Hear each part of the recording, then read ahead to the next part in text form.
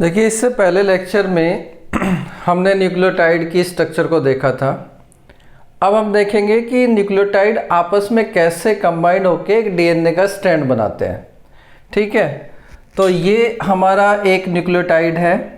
देखिए, न्यूक्लियोटाइड जो सिंथेसिस है वो हमेशा 5 to 3 डायरेक्शन में होता है।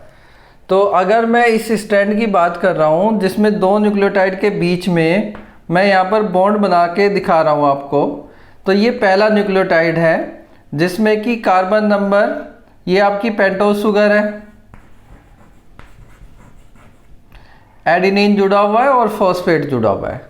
तो जब इसका नेक्स्ट न्यूक्लियोटाइड आएगा तो नेक्स्ट न्यूक्लियोटाइड का जो फॉस्फेट है वो कार्बन 3 पर, जो प्रीवियस न्यूक्लियोटाइड का शुगर है उसके कार्बन 3 पर OH ग्रुप है, इसको ये अटैक करेगा और अटैक करने के बाद इन दोनों के बीच में एक बॉन्ड बन जाएगा।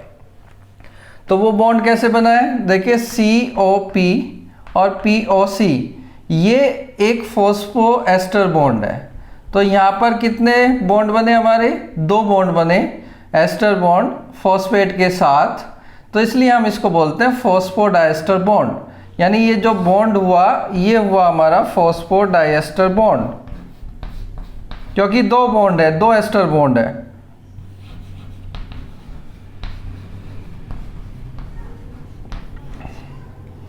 तो न्यूक्लियोटाइड आपस में ये कंबाइंड हुए और कंबाइंड होके इनके बीच में फॉस्फोडाइएस्टर बॉन्ड बन गया। तो अब देखिए यहाँ पर ये तो स्टेबल है, ये पहला न्यूक्लियोटाइड। सेकंड न्यूक्लियोटाइड इस डायरेक्शन से आया है, इसका मतलब जो हमारा यहाँ पर स्ट्रैंड ग्रो कर रहा है वो कौन सी डायरेक्शन में कर रहा है? 5 से लेके 3 डायरेक्शन में। यानी इस स्ट्रैंड की अगर हम पोलैरिटी देखें तो 5 प्राइम टू 3 प्राइम है, क्योंकि यहाँ 5 पे तो ये कार्बन जहाँ पर ये फॉस्फेट है ये तो स्टेबल है। इसके साथ जो आएगा दूसरा न्यूक्लियोटाइड उसका यहाँ पर फॉस्फेट आएगा जो कि इसके OH के साथ कंबाइन होकर फॉस्फोडाइएस्टर बॉन्ड बनाया। और इसका मतलब जो ये दूसरा न्यूक्लियोटाइड है ये किस डायरेक्शन में ग्रो कर रहा है? 3 डायरेक्शन में। यानी ऐसे ही आपका तीसरा न्यूक्लियोटाइड आएगा, ऐसे ही चौथा न्यूक्लियोटाइड आएगा और ऐसे ही एक पूरा हमारा डीएनए का स्ट्रैंड बन जाएगा। अब तो ये हमने एक्सप्लेन किया, फॉस्फोडाइएस्टर बॉन्ड न्यूक्लियोटाइड के बीच में बना और उसने एक डीएनए स्ट्रैंड बना दिया 5 to 3 डायरेक्शन में। अब हम देखते हैं कि जो हमारी सेल के अंदर जनरली जो नेचुरल फॉर्म में होता है BDNA, उसके स्ट्रक्चर में क्या क्या होता है, उसमें कितने स्ट्रैंड होते हैं। तो नेक्स्ट में हम वही एक्सप्लेन करते हैं, स्ट्रक्चर ऑफ BDNA। तो इसमें अभी हमने पहले देखा था कि कैसे स्ट्रैंड सिंथेसाइज होता है 5 to 3 डायरेक्शन में। तो अगर ये 5 to 3 डायरेक्शन में न्यूक्लियोटाइड आपस में कंबाइंड होते गए और कंबाइंड होते हुए इन्होंने पूरा ये डीएनए स्ट्रैंड बनाया, तो जो दूसरा स्ट्रैंड है वो हमारा ऐसे सिंथेसाइज हुआ होगा, 5 एंड उसका इस तरफ होगा और 3 एंड की तरफ वो पॉलीमराइज होता चला गया होगा। यानी यहाँ पर एक स्ट्रैंड का अगर 5 प्राइम है तो दूसरे स्ट्रैंड का यहाँ पर 3 होगा, और यहाँ पर अगर इस स्ट्रैंड का 5 प्राइम है तो यहाँ पर दूसरे का 3 होगा। इसका मतलब है कि जो स्ट्रैंड है, BDNA की स्ट्रक्चर की हम बात कर रहे हैं, क्योंकि BDNA में 2 DNA स्ट्रैंड होते हैं और 2 स्ट्रैंड आपस में हेलिकल फॉर्म में अरेंज होते हैं और पूरा एक डीएनए मॉलिक्यूल बनाते हैं। यानी 2 स्ट्रैंड मिलके एक सिंगल ये डीएनए मॉलिक्यूल बना रहे हैं। और इसकी अगर मैं लेंथ डायमीटर देखूँ, ये 2 नैनोमीटर होती है इसकी लेंथ BDNA की। और इसमें अगर इस डायरेक्शन में यहाँ पर A है तो इसके सामने थाइमीन होगा और इन दोनों के बीच में 2 हाइड्रोजन बॉन्ड बनते हैं। ऐसे ही यहाँ पर अगर G होगा तो इस स्ट्रैंड में सामने C होगा और इनके बीच में 3 हाइड्रोजन बॉन्ड होंगे। ये हाइड्रोजन बॉन्ड है, यहाँ पर 3 हाइड्रोजन बॉन्ड है। इसका मतलब क्या हुआ कि दोनों डीएनए स्ट्रैंड आपस में हाइड्रोजन बॉन्ड से जुड़े होते हैं।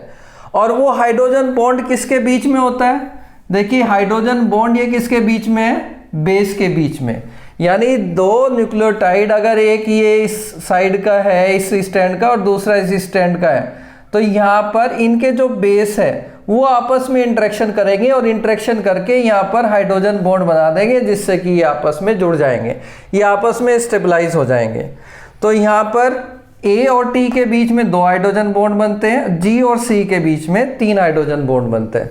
यहाँ पर एक और इम्पॉर्टेंट पॉइंट है कि हमेशा कंप्लीमेंट्री बेस पेयरिंग होती है। मतलब अगर इस स्टैंड में ये न्यूक्लियोटाइड एडेनिन है तो ये थाइमीन के साथ आपस में इंटरेक्शन करेगा, यानी हमेशा थाइमीन आएगा इसके सामने, कोई दूसरा न्यूक्लियोटाइड नहीं आ सकता क्योंकि उसके साथ बॉन्डिंग पॉसिबल नहीं है एडेनिन की। ऐसे ही जो यहाँ पर ग्वानिन है अगर, तो इसके सामने जो न्यूक्लियोटाइड होगा वो हमेशा कंप्लीमेंट्री सी होगा, क्योंकि उसी के साथ वो बॉन्ड बना सकता है, उसी के साथ बॉन्ड बना सकता है। ऐसे ही यहाँ पर अगर सी है तो इसके सामने जी होगा। तो ये स्टैंड क्योंकि हमारा सिंथेसाइज हुआ इस डायरेक्शन से लेके इस डायरेक्शन पर, तो यहाँ पर 5 प्राइम एंड है, ये कार्बन 5 है तो इसलिए ये 5 एंड हो गया, और जो यहाँ पर 3 है उस पर OH है तो ये आपका 3 प्राइम एंड होगा, यानी 5 से 3 डायरेक्शन में ये सिंथेसाइज हो रहा है। और इस स्टैंड की बात करें तो ये स्टैंड अपोजिट, यहाँ से 5 से 3 डायरेक्शन में ये सिंथेसाइज हो रहा है, यानी इसका ये यहाँ पर 3 प्राइम एंड है और यहाँ पर इसका 5 प्राइम एंड है। यानी दोनों स्टैंड हमेशा अपोजिट कंप्लीमेंट्री में होते हैं और एडेनिन हमेशा थाइमीन के साथ बॉन्डिंग बनाता है।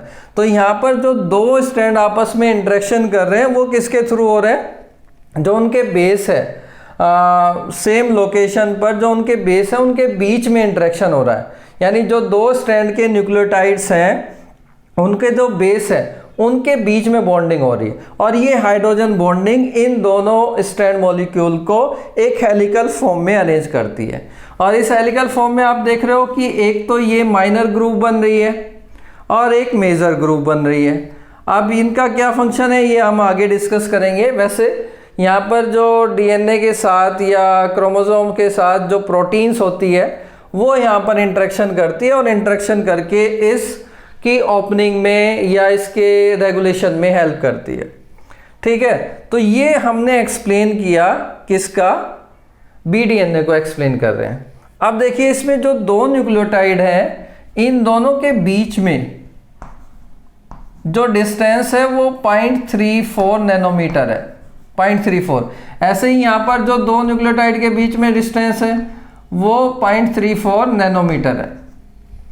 और जो एक हेलिकल टर्न होता है, हेलिकल टर्न का मतलब यहाँ से अगर मैं एक हेलिकल यहाँ से स्टार्ट करे तो ये यहाँ पे एंड होगा आके, यानी यहाँ से लेके यहाँ तक ये एक हेलिकल टर्न होगा, और इस हेलिकल टर्न की जो टोटल डिस्टेंस होगी वो 3.4 नैनोमीटर होगी। क्यों? क्योंकि जो BDNA है, BDNA के एक हेलिकल टर्न में 10 बेस पेयर होते हैं, यानी जो 1 हेलिकल टर्न है 1 हेलिकल टर्न में 10 बेस पेयर्स होते हैं BDNA के, और एक के बीच में डिस्टेंस कितनी है, 2 के बीच में 0.34। अगर 10 की हम टोटल डिस्टेंस की बात करेंगे तो कितनी हो जाएगी आपकी 0.34 इंटू 10, यानी 3.4 नैनोमीटर एक हेलिक्स टर्न की डिस्टेंस हो जाएगी। ठीक है, तो ये हमारी स्ट्रक्चर है BDNA की, जिसमें हमने पहले बताया कि जो एक स्टैंड है उसमें आपके जो न्यूक्लियोटाइड है वो फॉस्फोडाइस्टर बॉन्ड के थ्रू जुड़े होते हैं, और जो दो स्टैंड है वो आपस में किससे जुड़े होते हैं, हाइड्रोजन बॉन्डिंग के थ्रू। अब देखिए इसमें जो हम है ना, ये DNA के स्ट्रक्चर को हम कंपेयर करते हैं, इसकी एनालॉजी देखते हैं कि जो आपका सीढ़ियाँ होती है, तो सीढ़ियों में अगर हम देखें तो जो उसका बैकबोन है, बैकबोन यहाँ पर कौन बना रहा है, शुगर और फॉस्फेट, शुगर और फॉस्फेट, यानी जो ये पार्ट है बैक साइड है, बैकबोन है, इसको फॉस्फेट और शुगर बना रही है। और जो स्टेयर्स है इनके बीच में वो कौन बना रहा है, स्टेयर्स को कौन बना रहा है, बेस, यानी हम सेंटर में कह सकते हैं बेस है जो स्टेयर्स की फॉर्म में अरेंज है, और इसमें जो बैकबोन है वो फॉस्फेट और शुगर बना रहे हैं। भाई ये पेंटोस शुगर है ना,